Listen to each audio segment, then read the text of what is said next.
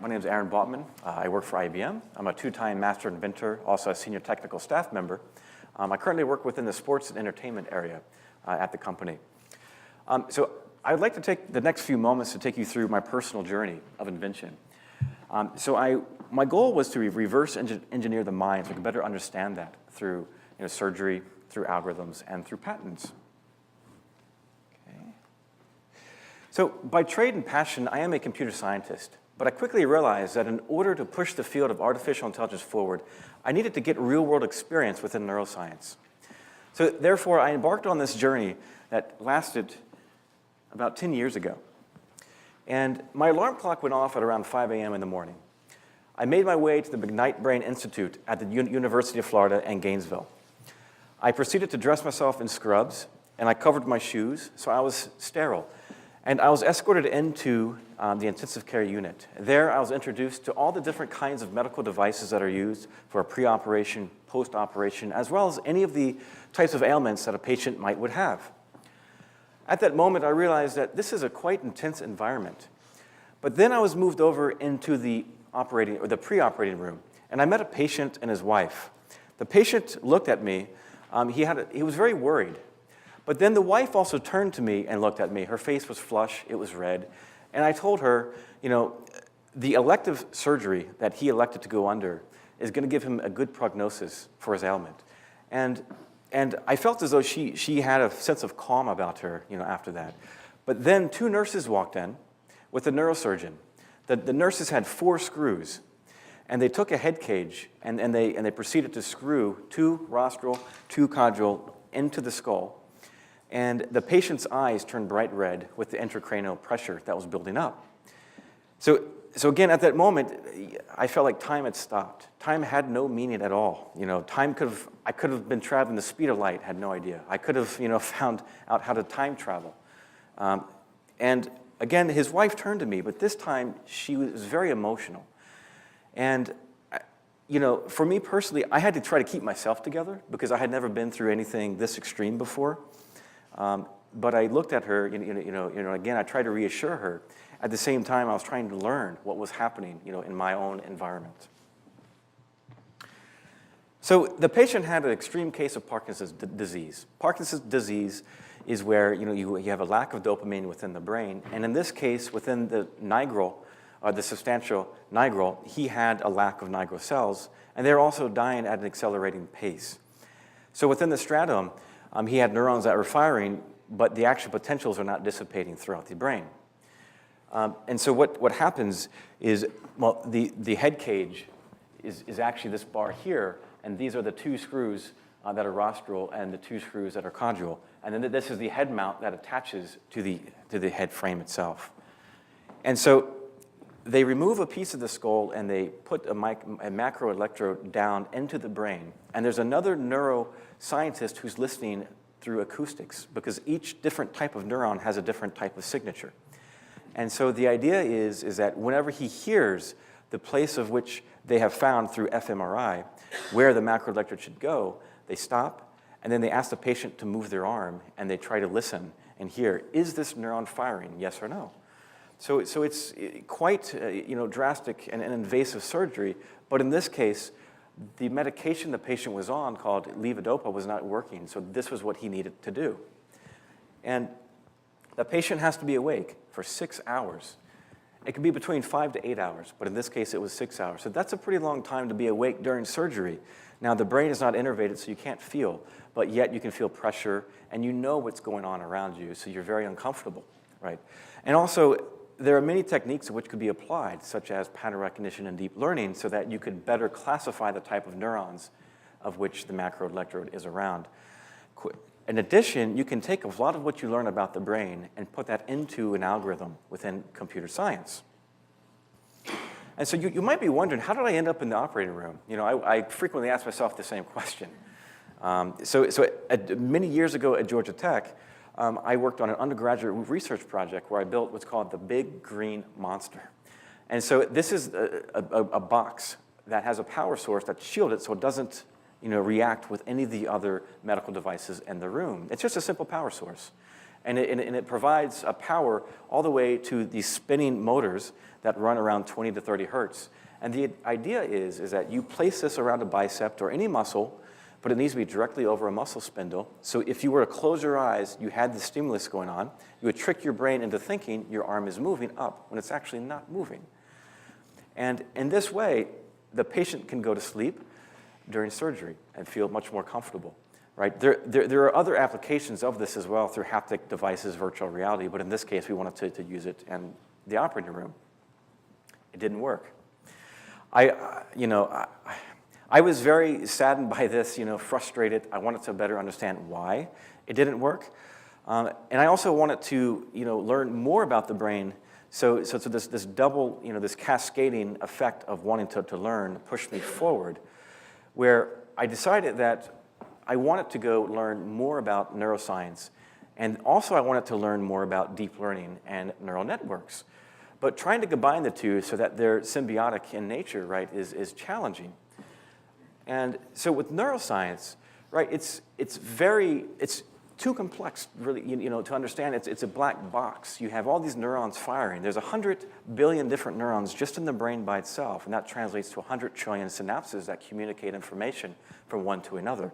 So it's quite baffling because you can't directly observe what's happening. You have to use these indirect medical devices to figure out what's going on within the brain. Then in the computer science world, where I'm from, right, it's computational complex, to understand first of all, what topology you need for a neural network to run on whatever problem you choose, but also to mathematically figure out what is happening under the covers, especially when you go to train, because you need a lot of data, well, of course, dependent upon the training algorithm you choose, but you need traditionally a lot of data to train that model, right? And so training is very hard. So I found that both of them put together, computer science, and this deep learning aspect is hard. Neuroscience is quite baffling, but I wanted to put them together. And so I quickly immersed myself more into neuroscience and found that the human brain is the size of a shoebox, much like what I designed for the proprioception device, and it runs on 12 watts of power.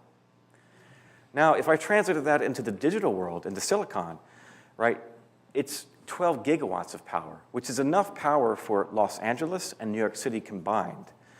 Now, even going further, space-wise, it takes 720 square meters of space to house all the racks that we would need to deploy a neural network that emulates that of the brain today, right? So the dichotomy there, is really quite telling.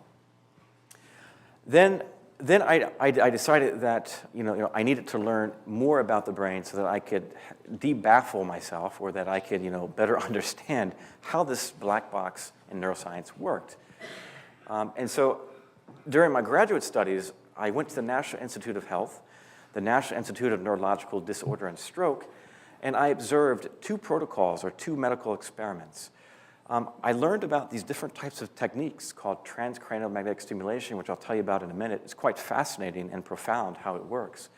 But I learned that the brain is very plastic. Not long-term plasticity, but very short-term you can make changes. And I was able to observe human patients. These patients would volunteer their time just to progress medical science, and or they had a medical ailment, right, that they wanted to contribute towards the progress of basic research here. So the first protocol that I looked at, right, is that we wanted to physically turn off a portion of the brain to create what's called a virtual lesion. And in order to do this, we use a technique called transcranial magnetic stimulation, or repetitive TMS. And it's basically a figure-8 electromagnet that you hold over the brain, and it shuts off a portion of that. And so that becomes one of our variables that we want to manipulate.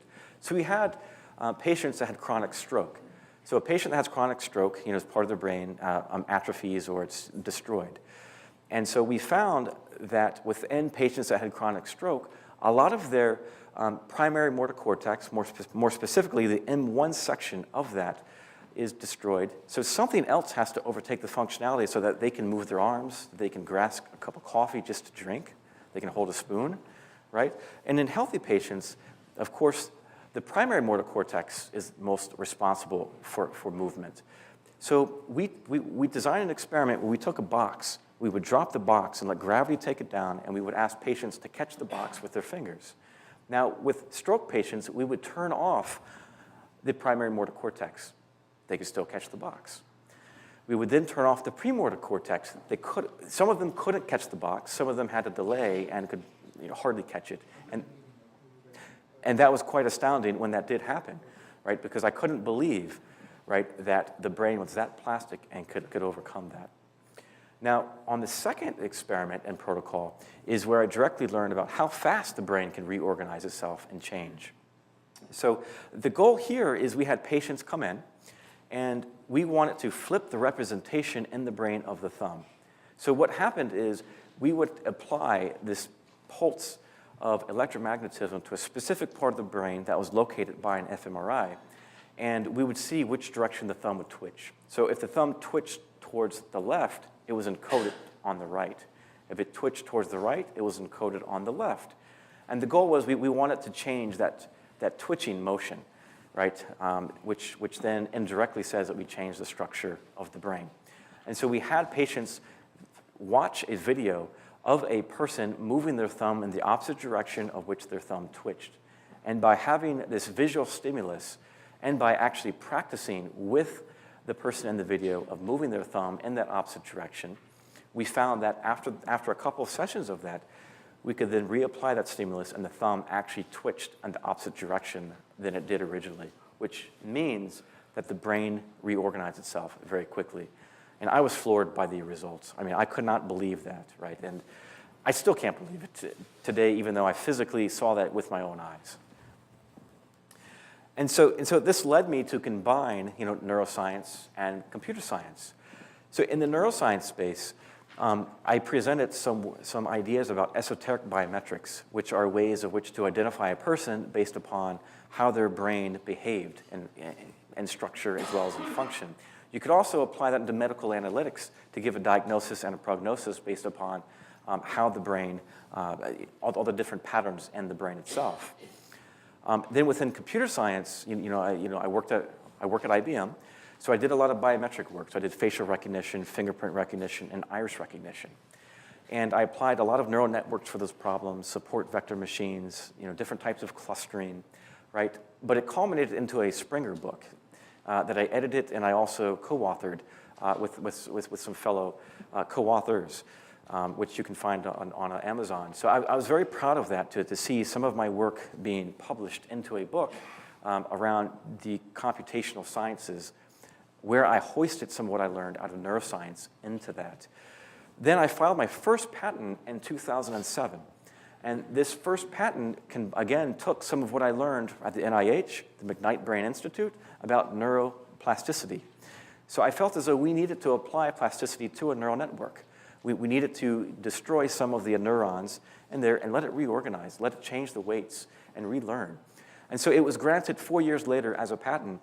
And when that grant happened, I was elated, I was happy, I felt like I had something tangible that could go back and help the quality of lives of patients. It could also help the cybersecurity world. It could also help the identification area. And so as a computer scientist, as I went through this journey, I did things that I never thought I would. I sat in on 2 open brain surgeries, and let me tell you, the first time being in an open brain surgery, all the way to the 100th time, you never get used to it. The first time that I saw an exposed brain, I wanted to actually leave the room. It was fight or flight. I chose flight, but I stayed to learn. And then I also observed 2 medical protocols, which was just amazing to be there, to watch. And then also to talk with the patients, about their reactions, about their progress. But I always go back and I think about that initial patient that I met that had Parkinson's disease. And it's with great satisfaction that with that patent, and also some of the work that I did as an undergraduate all the way to graduate school, right, that it has helped improve the deep brain stimulation procedure. And to inspire other inventors, I always say, you have a depth area. Mine was computer science. It's good to go and take the leap of faith and jump into another field. And naturally, you will make those connections about how computer science is related, in my case, to a neuroscience, and how each one of the other play with each other, and they're symbiotic. So I have two daughters, Cecily and Caitlin, right? And I want to inspire them as well. I want to inspire them to potentially be future inventors if that's what they choose. If they would choose to go into science and technology, I also want them to have courage as well, and to inform them about what they should do, and to maybe influence perhaps some of the direction of their path. So with that, I'm proud to be a AAAS Invention Ambassador. You can reach me on Facebook. You can find me on LinkedIn, on Twitter, and then afterwards, and the reception, if you have any other questions or you want to resume discussion, please feel free. So thanks a lot.